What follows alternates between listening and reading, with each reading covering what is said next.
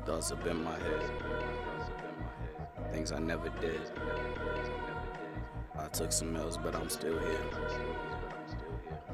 I got these thoughts up in my head. I toss and turn about some things I never said. I got regrets about some things I never did. I took some risks and took some L's, but I'm still here. And I know. Yo, what's going on, everybody? Welcome back to another episode of the Overthinking Thoughts Pod. I'm your host, Ed, and as always, journey with me as we pursue greatness in a world full of chaos. It's been a minute, but I'm back now. Just trying to do the best I can. Been taking care of this mental health. Took a nice little vacay to go see family. Shout out to all my family. Love y'all. It was so great to see y'all. And just been, trying to take it easy, coming up with new ideas for the podcast, trying to make things work.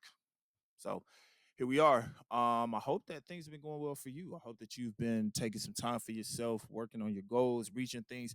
It's about to be July. So whatever you set in January, it's July now. You got like half of the year left. So whatever goals you had, if you feel like you're not accomplishing them, it's time to get on it. If you are consistent in what you've been doing, congratulations. I want you to keep going. But overall, we're gonna make work with what we got. So that's the goal. Anyway, if you are new here, our goal is to pursue greatness in a world full of chaos. There's a lot going on in the world, but then there's a lot going on ourselves with self-doubt, overthinking, anxiety, all those different things. We're just trying to find the best way to navigate through this world without being caught up in the things that the world tells us that we are, right? And if you're returning, thank you so much for supporting. I really appreciate what you've been doing throughout the time, liking the videos, commenting on things, sharing things, posting to your profiles. I really appreciate that. So thank you so much. Couple house rules. If you're trying to support the podcast, best way to do that is if you find me on Spotify, Apple, I think that's it. Oh, and YouTube, of course, obviously. That's where we stream the podcast. But if you want to also follow on social media, I'm on Instagram at Overthinking Thoughts Pod. I'm also on TikTok at Overthinking Thoughts Pod. TikTok trying to be on the road to 500. So if you can up that, that would be great. So yeah, I don't know what's going on with Google Podcasts. Ain't worried about it. If you Google, or which is crazy, but if you Google Overthinking Thoughts Pod, you'll see the logo designed by my brother, great friend IV the Great. See that. Make sure you hit that like, subscribe, check us out, do all those things. The fun stuff. Cool. All right then. So I guess let's get started. There's a lot that's happening this month. One thing in particular I want to focus on is men's mental health. So I think that gets swept under the rug. I think that people ignore it a lot. I think that people don't want to talk about it because it seems taboo. Because in life, men are supposed to be strong. They're supposed to provide. They're supposed to take care. They're not supposed to feel any emotion. They're supposed to just do everything. And the reality is that a lot of our men are breaking down because of the, I guess, the expectations that we're supposed to have. And the worst part about this is, as I talk about it, there's going to be people that agree with it, and there's going to be people who will see this as weak. And one of the things I want us to not do is be overwhelmed or burnt out by the fact that these are things that are happening. Um, Life is very hard. And as a man, you're taught to do certain things. You're not supposed to cry. You're not supposed to feel emotion. You're not supposed to show any type of feelings or anything like that. You're just supposed to stay strong and carry through. And you find so many men that are trying to do that, and they don't have an outlet. They don't have anybody to talk to. They're worried about everything. They feel like they're not worth it. And then you wonder why the suicide rates are high. A lot of men don't have outlets. And when they do have outlets, sometimes they feel like when they do open, or if they do talk about things, then it's used against them. And that's something too that also can damage men.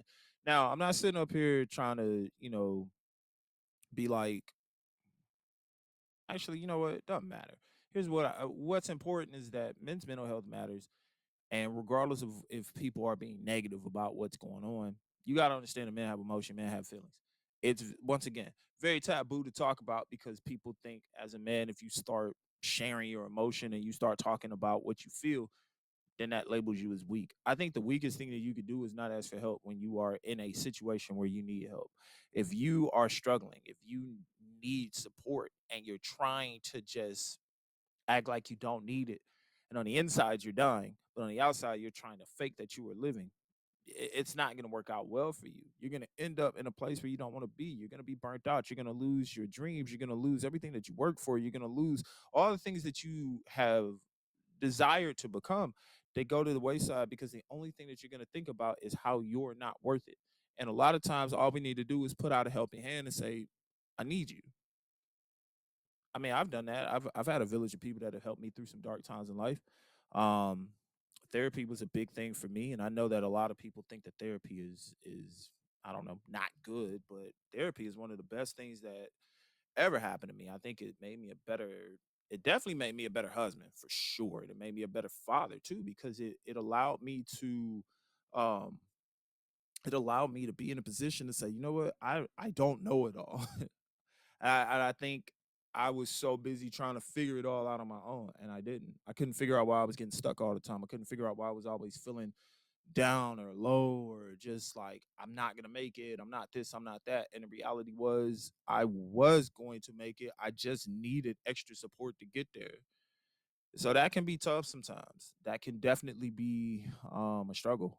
But you know, sometimes you need to. Sometimes you just gotta ask for help and find some good people that support you. You know, my boys, IV, RK, they're my brothers. I know I can call them anytime. My brother, my brother Lonzo, man, I love that dude because at any moment, if I'm just like, yo, I'm gonna be cool on this, it's driving me nuts. I don't want to, cause any issue. That's not my brother. My brother, we're like yin and yang. I try to find peace. My brother, like, oh, we gotta go to war. What's up? But I need him in my corner. I need somebody like that because I know that when he's wanting to go that route, when he's having his moments and he's like, yo, I need to be talked down, he knows he can call me and I can call him. So it's good to have those support systems. It's good to have those people. And as men, like, I think the one thing we need to do is forget what society tells us. Because society will tell you, you got to raise a family, you got to worry about everything on your own. You can't ask for help. You got to take care of everything. You got to do it all. That's a heavy burden. The only man I know that did it all and paid it all was Jesus Christ himself. And you're not God. So stop acting like you are. If you're a praying man and you pray to God, you know that that's your biggest support, right? So then why would you go out in the world and try to do everything without him? And why would you try to do everything on your own, knowing that the world is set up to destroy men that way when they start doing stuff on their own? Think about the most powerful men in the world. They try to do stuff on their own. They try to get away with things. They try to, figure it out by themselves. And then they feel isolated. They feel cold. They feel lonely. They feel like nobody's there for them. They feel like no matter what they go through, nobody can relate because they never opened up. And a lot of them feel like they can't open up because there hasn't been a lot of positive outlets to allow them to do so. It gets talked about. They get made fun of. They get talked down to.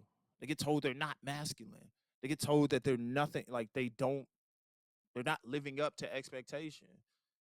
So every day, a man's trying to live with that and still prove his worth, even when the world and sometimes people make him feel worthless. So how is he supposed to survive if there's no tools or no outlets or no help to support his survival? Who are the people you got in your corner? Who's your village? Who your brothers? Who your people that are like, yo, I got you. Don't go through this by yourself.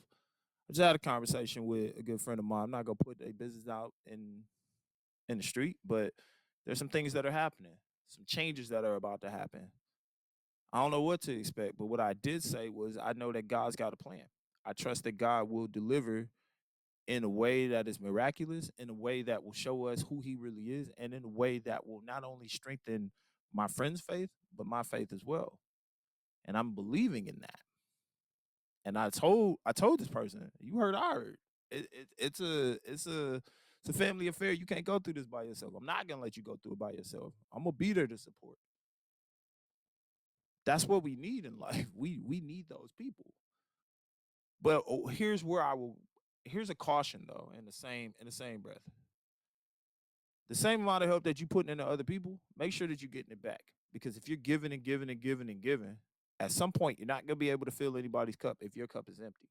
At some point, you're not going to be able to give the motivational speeches and the encouragement if you're not feeling encouraged or motivated. You gotta step back and analyze yourself too. If you need support, you gotta figure out, where am I getting it from? And if you don't have it, start reaching out and asking. We spend so much time in isolation because that's all we've been taught. That's all that we've been given, is like, all right, well, you just gonna have to sit here and do this and do that, and you got to do it on your own. And we're never taught that, hey, I'm here to help you. Talk to me. What's going on?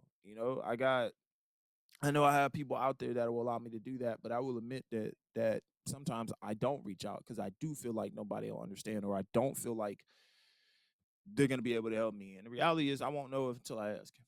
The reality for you is that you won't know until you ask. And as, as much as society and the world tells us what they think we should be, you gotta dig deep and ask, well, what am I supposed to be? For me, and hopefully for you, one of the best things. Well, let me back up. Let's do it this way. One of the best things that I ever experienced was when I went to therapy. The first question that the therapist asked me, he said, "Who are you?" I was like, "Oh well, I coach, and I do this, and I try to encourage, and I try to be a mentor, and I try to do the best that I can for my people." And he was like, "No, no, no. That's great.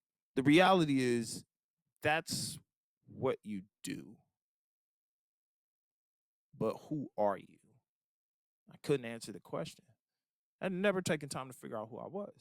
He said the best way to examine your identity is to always remember, when asked who you are a child of God, which means that everything that he gives you, you're gonna have. Everything that he blesses you with, no man can take away. Everything that he's designed for you, no man can they can't destroy it. And so, learning who you are through identity of Jesus Christ himself is actually the most powerful thing that you could ever do with your life. Leaning into his spirit, leaning into his plan, leaning into his word. Like, those are things that will help you discover who you really are. And one thing that I'll always say that reigns true, that will always be true in my life: I'm everything when God's with me, but without him, I'm nothing. And this can reach, I hope this reaches the men that need it. That if you're struggling in identity, go back to the Father.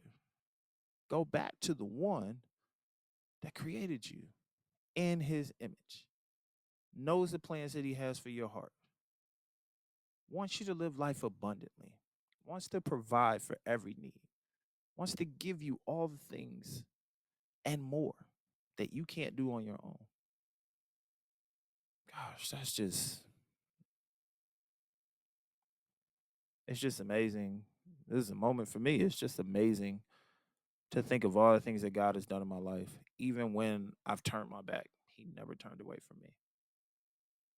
And to know that that identity of being in him is so strong, who breaks that? Not society, not man. Remember, with God, you're everything. Without him, you're nothing. Just keep that in mind. Oh, that just made me think of something too, man. I know one of the main reasons why a lot of men can't open up and can't be strong is because they never had a man to really show them how to do it. There's many men that live in, or that have lived in, single parent households where mom was the one.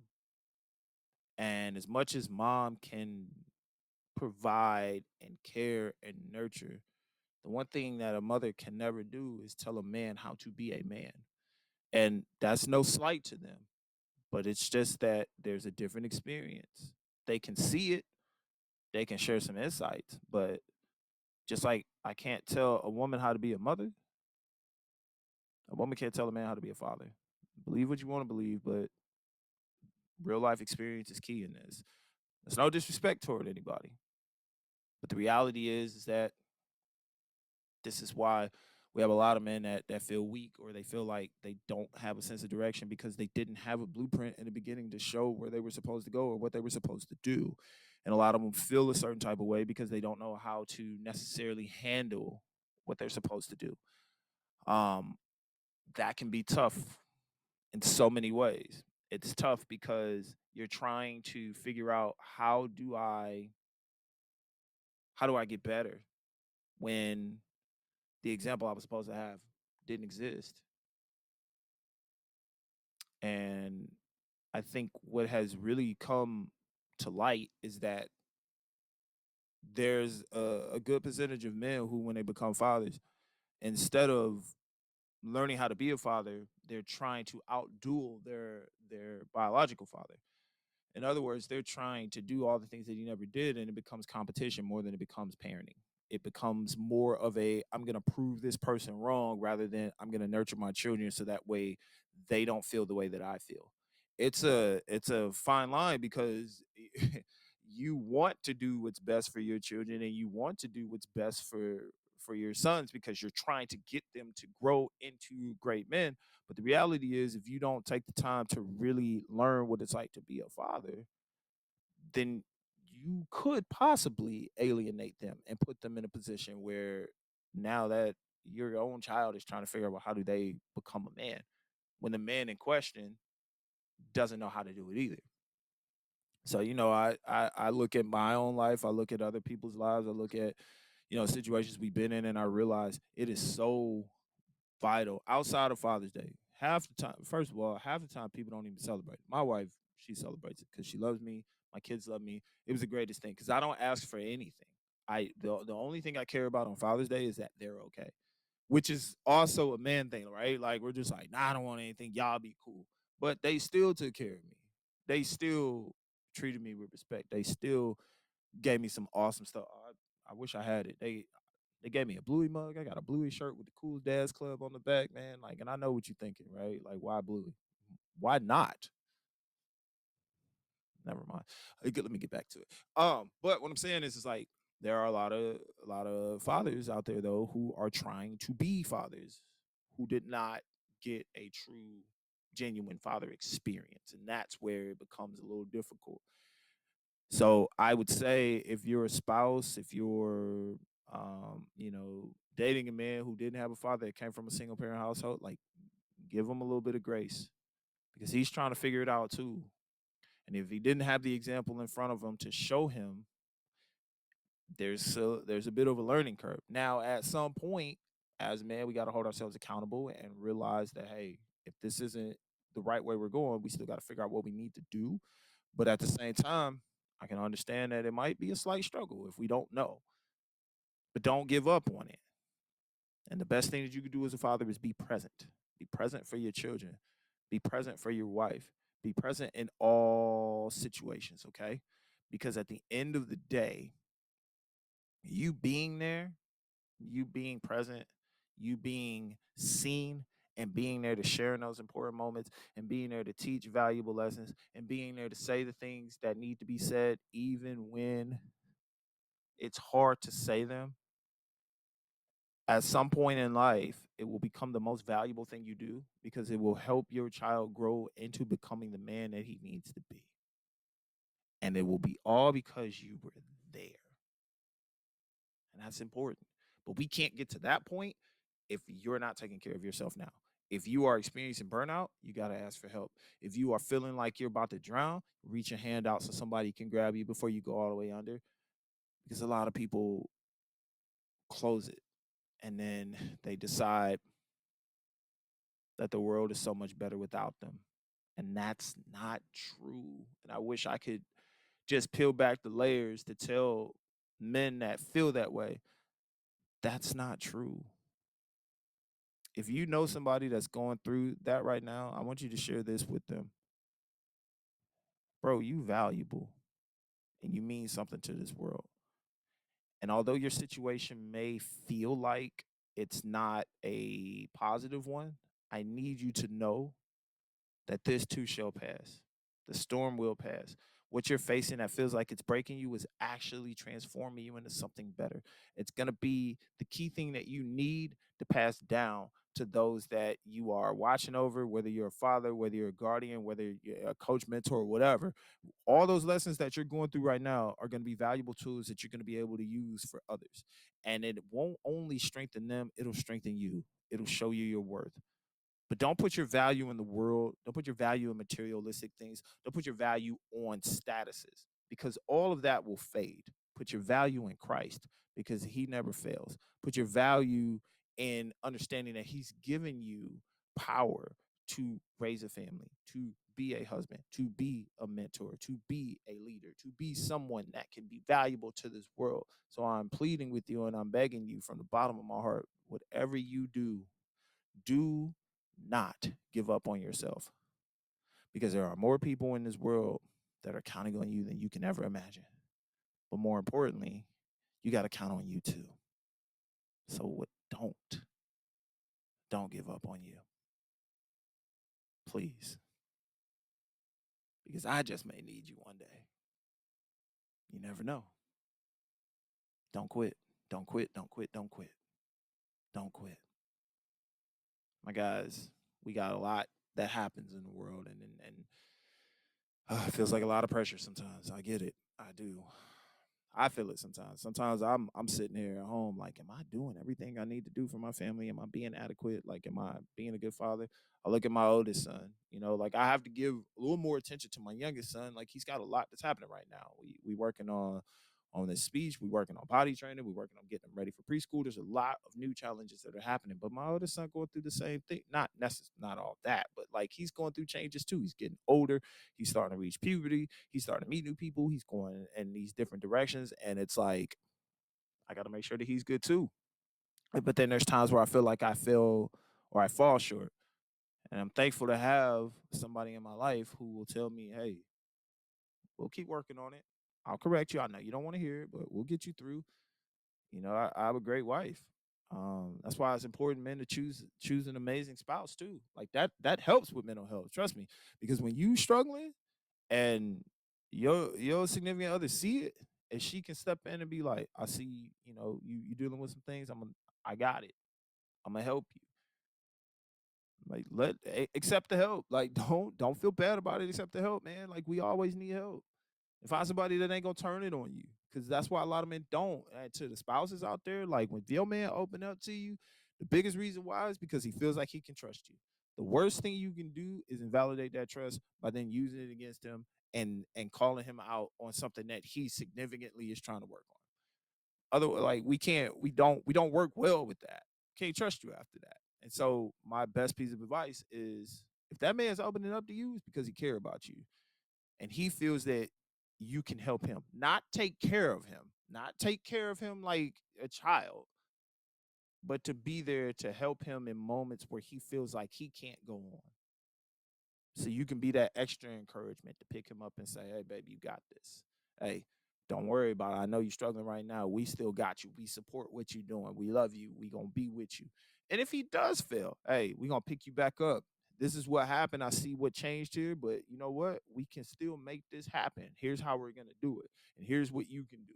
And here's what we'll do to support it. Like that's there. Because you would want that man to do the same for you. So all I'm saying is keep it equal. It helps his mental health. It helps your mental health. It helps other things. If you're married, we'll keep it at that. And